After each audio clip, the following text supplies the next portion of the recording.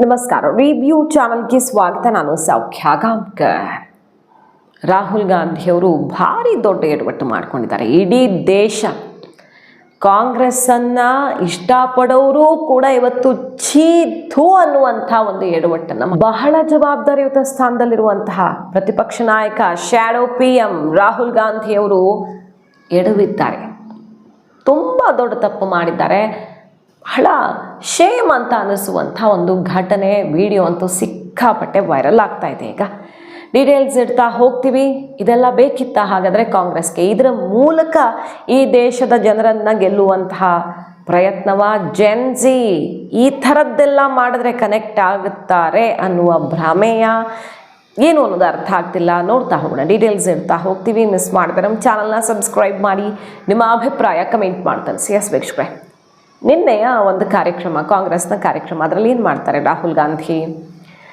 ನರೇಂದ್ರ ಮೋದಿ ಅವರ ರೀತಿಯಲ್ಲಿ ಮಿಮಿಕ್ರಿ ಮಾಡ್ತಾರೆ. ಹೋಗಿ ಅಪ್ಕೊಳ್ಳೋದು, ಇದು ಇವರ ವಿದೇಶಾಂಗ ನೀತಿ. ಅದು ಯಾವ ಪುಣ್ಯಾತ್ಮ ಹೇಳ್ಕೊಟ್ನೋ ಏನೋ, ಇದು ದೇಶದ ರೀತಿ ನೀತಿ ಅಂತ ಅಂದ್ಕೊಂಡು ಬಿಟ್ಟಿದ್ದಾರೆ ಪಾಪ. ಕಂಡವ್ರನ್ನ ಹೋಗೋದು ಅಪ್ಕೊಳ್ಳೋದು ಅಂತ ಅಲ್ಲಿ ಒಂದು ಡ್ರಾಮಾ ಸೃಷ್ಟಿ ಆಗುತ್ತೆ. ಅದೇನು ಸ್ಕ್ರಿಪ್ಟೆಡ್, ಬಹಳ ಪ್ಲ್ಯಾನ್ ಮಾಡಿ ಹಿಂಗೆ ಮಾಡಬೇಕು ಅಂತ ಎಕ್ಸಿಕ್ಯೂಟ್ ಮಾಡಿರೋದು. ಅಲ್ಲಿ ಸಂದೀಪ್ ದೀಕ್ಷಿತ್ ಇರ್ತಾರೆ, ಅವರು ಕಾಂಗ್ರೆಸ್ನ ಒಬ್ಬ ಹಿರಿಯ ನಾಯಕ. ಇಲ್ಲಿ ರಾಹುಲ್ ಗಾಂಧಿ ಮಿಮಿಕ್ರಿ ಮಾಡ್ತಿರ್ತಾರೆ.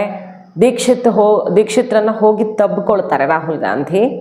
ಆವಾಗ ನಾನು ಮೆಲೋನಿ ಅಂತ ಅಂದ್ಕೊಂಡು ತಬ್ಕೊಂಡಿಲ್ಲ ತಾನೆ ಅನ್ನುವಂಥ ಅತ್ಯಂತ ಕೀಳು ಮಟ್ಟದ ಕಾನ್ವರ್ಸೇಷನ್ ನಡೆಯುತ್ತೆ. ಅಲ್ಲಿ ಆ ಹಂತಕ್ಕಿನ್ನೂ ನಾನು ತಲುಪಿಲ್ಲ ಅಂದ್ಕೊಂಡು ಮತ್ತೆ ಟೀಕೆ ಮುಂದುವರಿಸ್ತಾರೆ. इनके माइंड में घुस गया कि foreign policy is this.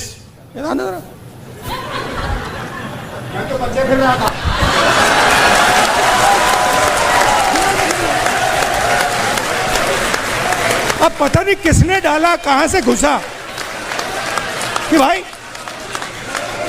Foreign policy का मतलब imagine the ignorance. Foreign policy. एक चीज पूछ सकता हूँ? हाँ. मेलनी समझ के तो नहीं पकड़ा था?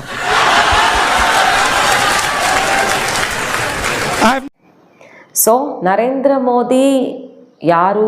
ಈ ದೇಶದ ಪ್ರಧಾನಿ. ಈ ದೇಶದ ಪ್ರಧಾನಿ ರೀತಿ ನೀತಿ, ಸ್ಕೀಮ್ಗಳು ಮತ್ತು ರಾಜತಾಂತ್ರಿಕ ನಡೆಗಳನ್ನು ಟೀಕಿಸೋದಕ್ಕೆ ಪ್ರತಿಪಕ್ಷಗಳಿಗೆ ಅವಕಾಶ ಇದೆ, ಹಕ್ಕಿದೆ. ಖಂಡಿತ ಈ ದೇಶದಲ್ಲಿ ಸ್ವತಂತ್ರರು. ಆದರೆ ಇಂತಹ ಹಂತಕ್ಕಿಳಿಯೋದು ಅವ್ರಿಗೆ ಶ್ರೇಯಸ್ ತರುತ್ತಾ ಅಥವಾ ಅವ್ರಿಗೆ ಓಟಾದರೂ ತಂದು ಕೊಡುತ್ತಾ ಅಂದರೆ ಉತ್ತರ ಸಿಗತ್ತೆ ಮುಂದಿನ ದಿನಗಳಲ್ಲಿ. ಅಷ್ಟು ಚೀಪ್ ಲೆವೆಲ್ಗೆ ಇಳಿದು ಮಾತುಕತೆಯಲ್ಲಿ ನಡೆದಿರೋದು. ಒಂದು ದೇಶದ ಪ್ರಧಾನಿಯನ್ನು, ಒಬ್ಬರು ಮಹಿಳೆ ಅನ್ನೋ ಕಾರಣಕ್ಕೆ ಒಂದು ದೇಶದ ಪ್ರಧಾನಿಯನ್ನು, ಇಟಲಿಯ ಮೆಲೋನಿ ಅವರನ್ನು ಈ ರೀತಿಯಲ್ಲಿ ಅವಮಾನಿಸಿರೋದು ಮತ್ತು ನರೇಂದ್ರ ಮೋದಿ ಅವರನ್ನು ಅವಮಾನಿಸಿರೋದು, ಇದೊಂಥರ ಲೈಂಗಿಕತೆಯ, ಈ ಅಶ್ಲೀಲತೆಯ ಮಾತುಕತೆ, ಕಮೆಂಟ್ಸ್ ಎಲ್ಲ. ರಾಜಕಾರಣ ಈ ಹಂತಕ್ಕೆ ತಲುಪ್ತಾ, ಅದು ಈ ಲೆವೆಲ್ ರಾಜಕಾರಣಿಗಳಿಂದ ಅನ್ನೋ ಮಟ್ಟಿಗೆ ತುಂಬಾ ಚೀಪ್ ಅಂತ ಅನ್ನಿಸ್ಕೊಳ್ತಾ ಇದೆ. ಇದನ್ನು ಯಾರೂ ಬೆಂಬಲಿಸ್ತಿಲ್ಲ. ಕಡೆಗೆ ರಾಹುಲ್ ಗಾಂಧಿ ಅವ್ರು ನಾನು ಹೇಳಿಲ್ಲ ಮೆಲೋನಿ ಹೆಸರನ್ನು ಅಂತ ವಿಷಾದ ವ್ಯಕ್ತಪಡಿಸುವ ಸಂದಿಗ್ಧತೆಯಲ್ಲಿ ಸಿಕ್ಕಾಕ್ಕೊಂಡಿದ್ದಾರೆ. ನಾನು ಹೇಳಿಲ್ಲ ಅಂತಿದ್ದಾರೆ. ನೀವು ಹೇಳಿಲ್ಲ ಅಂದರೆ ದೀಕ್ಷಿತ್ ಹೇಳಿದ ತಕ್ಷಣ ಕರೆಕ್ಟ್ ಆದರೂ ಮಾಡಬೇಕಿತ್ತು. ಓಡೋಡು ಹೋಗಿ ಹಗ್ಗು ಮಾಡ್ಕೊಳ್ತಾರೆ. ನಾನು ಮೆಲೋನಿ ಅಂತ ಅಂದ್ಕೊಂಡಿಲ್ಲ ತಾನೇ ಅಂತಾರೆ. ಈ ರೀಲ್ಸ್ ಲೆವೆಲಿಗೆ ಇಳಿದು ಬಿಡ್ತಾರೆ ರಾಜಕಾರಣ. ಇನ್ಸ್ಟಾಗ್ರಾಮ್ನಲ್ಲಿ ಏನು ಸೋಷಿಯಲ್ ಮೀಡಿಯಾದಲ್ಲಿ ರೀಲ್ಸ್ ಮಾಡ್ತಾರಲ್ಲ, ಆ ಲೆವೆಲ್ಗೆ ಇವರು ನ್ಯಾಷನಲ್ ಲೆವೆಲ್ ಪಾಲಿಟಿಕ್ಸ್ನ ಇಳಿಸೋಕೆ ಹೊರಟಿದ್ದಾರಾ ಅನ್ನೋದು ಗೊತ್ತಾಗ್ತಿಲ್ಲ. ಏನು ಮಾತಾಡ್ತಿದ್ದೀರಿ? ಒಬ್ಬರು ಮಹಿಳೆಗೆ, ಒಬ್ಬರು ದೇಶದ ಪ್ರಧಾನಿಗೆ ಇಂಥ ಮಾತು ಸಲ್ಲದು ಅಂತ ಅಲ್ಲೇ ಹೇಳ್ಬೋದಿತ್ತಲ್ವ ಅವರು? ಏನು ಹೇಳಿದ್ರು ರಾಹುಲ್ ಗಾಂಧಿಯವರು? ಮಹಿಳೆಯರ ಮೇಲಿನ ಗೌರವ, ಮಹಿಳೆಯರ ಬಗ್ಗೆ ಮಾತಾಡುವಂತಹ ಇವರ ರೋಷಾವೇಶ ನೋಡಿ ಹೆಂಗೆ ಎಕ್ಸ್ಪೋಸ್ ಆಗಿದೆ ಅಂತ. ಅವರು ಒಂದು ದೇಶದ ಪ್ರಧಾನಿಯಾಗಿದ್ದಾರೆ ಮತ್ತು ಭಾರತ ಇಟಲಿಯ ಸಂಬಂಧ ಹೇಗಿದೆ, ಯಾರೋ ಇಲ್ಲಿ ಆಟ ಆಡೋ ಮಕ್ಕಳು ಅಥವಾ ಯಾರೋ ಕಾಂಗ್ರೆಸ್ ಕಾರ್ಯಕರ್ತರು ಮಾತಾಡಿದ್ರೆ ಬೇರೆ, ಭಾರತದಲ್ಲಿ ಪ್ರತಿಪಕ್ಷ ನಾಯಕ ಮತ್ತು ಅವ್ರ ಜೊತೆ ವೇದಿಕೆಯಲ್ಲಿ ಇಂಥ ಮಾತಾಗತ್ತೆ ಇಟಲಿಯ ಪ್ರಧಾನಿಯ ಬಗ್ಗೆ ಅಂದರೆ ಎಷ್ಟು ಅವಮಾನಕರ ಅಲ್ವಾ ದೇಶಕ್ಕೆ? ಏನು ಬೇಕಾದರೂ ಹೇಳ್ಬೋದಾ? ಅಷ್ಟಕ್ಕೂ ಪ್ರಧಾನಿ ಮೋದಿ ಮತ್ತು ಮೆಲೋನಿ ನಡುವೆ ಏನು ಅಂಥದ್ದೇನು ನಡೆದಿದೆ? ಹೋಗಿ ಚಾಕ್ಲೇಟ್ ಕೊಟ್ಟಿದ್ದಾರೆ. ಯಾಕಂದರೆ ಮೆಲೋನಿ ಮೋದಿಯನ್ನು ಮೆಲೋಡಿ ಅಂತ ಸೋಷಿಯಲ್ ಮೀಡಿಯಾ ತುಂಬಾ ಮಾತನಾಡಿಕೊಂಡಿದ್ದಕ್ಕೆ ಆ ಮೆಲೋಡಿ ತಗೊಂಡು ಹೋಗಿ ಕೊಟ್ಟಿದ್ದಾರೆ. ಬೇರೆಲ್ಲ ಪ್ರಧಾನಿಗಳ ಜೊತೆಗಿರುವಂಥದ್ದೇ ಸಂಬಂಧ ಇಟಲಿ ಪ್ರಧಾನಿ ಜೊತೆಗಿರೋದು. ಮತ್ತು ಇಟಲಿ ಜೊತೆ ಏನು ಮಾತುಕತೆ ಆಯಿತು? ಭಾರತಕ್ಕೆ ಅನುಕೂಲ ಆಗುವಂಥ ವಾಣಿಜ್ಯ, ವ್ಯಾಪಾರ, ಒಪ್ಪಂದ, ರಕ್ಷಣೆ ಎಲ್ಲ ವಲಯದಲ್ಲೂ ಮಾತುಕತೆ ಮಾಡ್ಕೊಂಡು ಬಂದಿದ್ದಾರೆ. ಸೊ ಇದನ್ನು ಈ ಚೀಪ್ ಲೆವೆಲ್ಗೆ ಇಳಿದು ನೋಡುವಂಥ ಮನಸ್ಥಿತಿ ಅವ್ರ ಪಕ್ಷದಲ್ಲೇ, ಮಹಿಳೆಯರು ಇಡೀ ದೇಶವನ್ನು ಆಳಿದಂಥ ಒಂದು ಪಕ್ಷ ಅವರು, ಇಂದಿರಾ ಗಾಂಧಿ, ಸೋನಿಯಾ ಗಾಂಧಿ, ಈಗ ಪ್ರಿಯಾಂಕಾ ಗಾಂಧಿ, ಅಂತಹ ಪಕ್ಷ ಇನ್ನೊಬ್ಬರು ಮಹಿಳಾ ರಾಜಕಾರಣಿಯನ್ನು, ಇನ್ನೊಬ್ಬರು ದೇಶದ ಪ್ರಧಾನಿಯನ್ನೇ ಇಷ್ಟು ಚೀಪಾಗಿ ಮಾತಾಡ್ತಾರೆ ಅಂದರೆ ಇವ್ರ ಮನಸ್ಸು ಎಷ್ಟು ನ್ಯಾರೋ, ಎಷ್ಟು ಕೀಳುಮಟ್ಟದ್ದು ಅನ್ನುವ ಆಕ್ರೋಶಕ್ಕೆ ಗುರಿಯಾಗಿದೆ. ಈಗ ವಿಡಿಯೋ ತುಂಬಾ ಸದ್ದು ಮಾಡ್ತಿದೆ ಸೋಷಿಯಲ್ ಮೀಡಿಯಾದಲ್ಲಿ. ಇದೆಲ್ಲ ಬೇಕಿತ್ತ?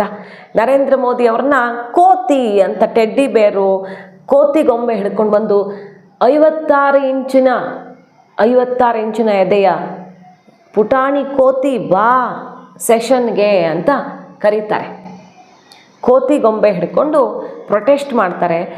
ಅಂದರೆ ಇದು ಏನು ಮಕ್ಕಳಾಟ ಮಾಡ್ತಿದ್ದಾರೋ, ಯಾವ ಒಂದು ಗಾಂಭೀರ್ಯತೆಯೂ ಕಾಣಿಸ್ತಾ ಇಲ್ಲ. ಡಿಸ್ಕಷನ್ ಕರೆದ್ರೆ ಟೈಮೂ ಫಿಕ್ಸ್ ಮಾಡಿ ಅಮಿತ್ ಶಾ ಅವ್ರು ಕರೆದ್ರೆ ಹೋಗಿಲ್ಲ. ಲೆಕ್ಚರ್ ಕೊಡ್ತೀರಿ ನೀವು, ನಾವು ಬರಲ್ಲ ಅಂತಾರೆ. ಕಡೆಗೆ ಏನೇನಾಯಿತು, ಇಡೀ ಸೆಷನ್ ಹೆಂಗೆ ಬಲಿಯಾಯಿತು ಅನ್ನೋದು ನೋಡಿದ್ದೀವಿ. ಬಟ್ ಇಂತಹ ಹಂತಕ್ಕೆ ಇಳಿದ್ರೆ ನಮ್ಮ ಪ್ರತಿಪಕ್ಷ ನಾಯಕರು, ಪ್ರತಿಪಕ್ಷಗಳು ಆಡಳಿತ ಪಕ್ಷ ತಪ್ಪು ಮಾಡಿದಾಗ ಅಥವಾ ಆಡಳಿತ ಪಕ್ಷ ನಿರ್ಧಾರಗಳನ್ನು ತಗೊಂಡಾಗ ಪ್ರಶ್ನಿಸಿ ಅದರಲ್ಲಿ ಬದಲಾವಣೆಗಳನ್ನು ತರೋದಾದರೆ ಬದಲಾವಣೆ, ಕನ್ಸ್ಟ್ರಕ್ಟಿವ್ ಆಗಿ ಒಂದು ತಾರ್ಕಿಕ ಅಂತ್ಯಕ್ಕೆ ತೊಗೊಂಡು ಹೋಗೋ ಜವಾಬ್ದಾರಿ ಎಲ್ಲನೂ ಅವ್ರ ಮೇಲೂ ಇರುತ್ತೆ. ಪ್ರತಿಪಕ್ಷ ಅಂದರೆ ಬರೀ ವಿರೋಧಿಸೋದೇ ಕೆಲಸ ಅಲ್ಲ, ವಿರೋಧ ಪಕ್ಷ ಅಲ್ಲ, ಅದು ಪ್ರತಿಪಕ್ಷ. ಆದರೆ ಇವತ್ತು ನಡೀತಿರೋ ಬೆಳವಣಿಗೆ ನೋಡಿದ್ರೆ ದೇಶದ ರಾಜಕಾರಣ ತುಂಬಾ ಕೆಟ್ಟ ಹಂತಕ್ಕೆ ಇಳಿದು ಬಿಟ್ಟಿದೆಯಾ. ಸೊ ರಾಹುಲ್ ಗಾಂಧಿ ಅವರು ಈಗ ಥೂ ಅನ್ನಿಸ್ಕೊಳ್ತಿದ್ದಾರೆ. ಇದೊಂದು ಬೆಳವಣಿಗೆಯ ಮೂಲಕ ತುಂಬ ಅಸಹ್ಯಕರವಾದಂಥ ಘಟನೆ ನಡೆದುಬಿಟ್ಟಿದೆ. BJP ಮೆಂಟಲ್ ಸ್ಟೇಟಸ್ ಸರಿ ಇಲ್ಲ ರಾಹುಲ್ ಗಾಂಧಿ ಅವರದ್ದು. ಪಾಪ ಈ ಹಂತಕ್ಕೆ ಹೋಗಬಾರ್ದಿತ್ತು. ಅವ್ರಿಗೆ ಒಂದೇ ಸಲ ಎಕ್ಸ್ಟ್ರೀಮ್ಗೆ ಹೋಗಿಬಿಟ್ಟಿದೆಯಲ್ಲ, ಮಾನಸಿಕ ಸ್ಥಿತಿ ಇಷ್ಟು ಖರಾಬಾಗಿದೆಯಲ್ಲ ಅವರದ್ದು ಅಂತ ಟೀಕಿಸ್ತಿದ್ದಾರೆ. ಸೊ ಭಾರತದಲ್ಲಿ ಮೋದಿ ಯುಗ ಮುಗೀತು ಅಂತ ರಾಹುಲ್ ಗಾಂಧಿ ಅವರು ಶುರು ಮಾಡಿರೋದು. ಈಗ ನಿದ್ದೆ ಮಾಡ್ತಿಲ್ಲ ರಾತ್ರಿ, ಹಲವಾರು ಕಾರಣಗಳಿಂದ ನಿದ್ದೆ ಮಾಡ್ತಿಲ್ಲ ಅವರು. ಕೆಲವೊಂದು ಗೊತ್ತಿರೋದಿದೆ, ಕೆಲವೊಂದು ಗೊತ್ತಿಲ್ಲದಿರೋದಿದೆ. ರಾತ್ರಿ ನಿದ್ದೆ ಬರ್ತಿಲ್ಲ ಇತ್ತೀಚೆಗೆ ನರೇಂದ್ರ ಮೋದಿ ಅವ್ರಿಗೆ. ಅಮಿತ್ ಶಾ ಕಿತ್ತು ಹಾಕೋ ತನಕ, ಮೋದಿ ಇಳಿಸೋ ತನಕ ನಾವು ವಿಶ್ರಮಿಸಲ್ಲ. ಅದು ಎಷ್ಟಾದರೂ ಸರಿ, ಈಗ ಆಗ್ತಿಲ್ಲ, ಕೇಂದ್ರ ಸರ್ಕಾರ ಮೋದಿ ಸರ್ಕಾರಕ್ಕೆ ಆಡಳಿತ ಮಾಡೋಕ್ಕಾಗ್ತಿಲ್ಲ ಅನ್ನೋದು ಬಟಾ ಬಯಲಾಗ್ತಿದೆ. ಅವರನ್ನು ಕಿತ್ತು ಹಾಕೋ ತನಕ ಬಿಡಲ್ಲ ಅನ್ನುವ ಶಪಥ ಮಾಡಿದ್ದಾರೆ ರಾಹುಲ್ ಗಾಂಧಿ. मैं आपको बता रहा हूं, आप लिख लो, जिस दिन तक नरेंद्र मोदी अपना इस्तीफा नहीं देंगे, अमित शाह नहीं हटेगा, उस दिन तक नरेंद्र मोदी और अमित शाह नहीं सो पाएंगे. उनको हम जगा के रखेंगे, पूरी रात जगा के रखेंगे, जब तक वो कोलैप्स करके कहें कि भैया ये हमारी बस की नहीं है, माफ करो, छोड़ दो हमें. उसका छोटा बंदर उसका छोटा बंदर is irresponsible. Rahul Gandhi is yet to mature as a leader in the politics of the country. Rahul Gandhi is delinquent, or Rahul Gandhi has a great sense of arrogance and entitlement and exceptionalism कि जो मैं कहूँगा वही होगा. और एक बात हमने पहले भी कही थी, सरकार ने भी कहा है, कोई गोली नहीं चली है, कोई गोली नहीं चली है. अच्छा होता अमित शाह की बात सुनते तो जवाब पूरा दिया जाता. हम लोग भी बोलने के लिए आतुर थे. मैंने तो आग्रह किया था, थोड़ा सा युवराज के भाषण का जवाब मैं भी देना चाहूँगा माननीय गृह मंत्री के पहले, लेकिन हाउस चलने नहीं दिया. तो ये जो उनका फ्रस्ट्रेशन है वो उसको निकाल रहे हैं. ये बहुत दुर्भाग्यपूर्ण है. ಕಾದು ನೋಡೋಣ. ರಾಷ್ಟ್ರ ರಾಜಕಾರಣದಲ್ಲಿ ಬಹಳಷ್ಟು ತಿರುವುಗಳು ಕಾದಿವೆ ಇನ್ನು ಮುಂದೆ. ಅಸಲಿ ಪಿಕ್ಚರ್ ಈಗ ಸ್ಟಾರ್ಟ್ ಅಂತ ರಾಹುಲ್ ಗಾಂಧಿ ಅವರು ಟ್ರೇಲರ್ ಬಿಟ್ಟಿದ್ದಾರೆ ಈ ಕಾರ್ಯಕ್ರಮದಲ್ಲಿ. ಬಟ್ ಅಲ್ಲೇ ದೊಡ್ಡ ಎಡವಟ್ಟನ್ನು ಮಾಡ್ಕೊಂಡು ಬಿಟ್ಟಿದ್ದಾರೆ. ಮಾಹಿತಿ ಇಷ್ಟ ಆಗಿದ್ರೆ ಮಿಸ್ ಮಾಡಿದ್ರೆ ನಮ್ಮ ಚಾನಲ್ನ ಸಬ್ಸ್ಕ್ರೈಬ್ ಮಾಡಿ, ನಿಮ್ಮ ಅಭಿಪ್ರಾಯ ಕಮೆಂಟ್ ಮಾಡಿ ತಿಳಿಸಿ. Thank you.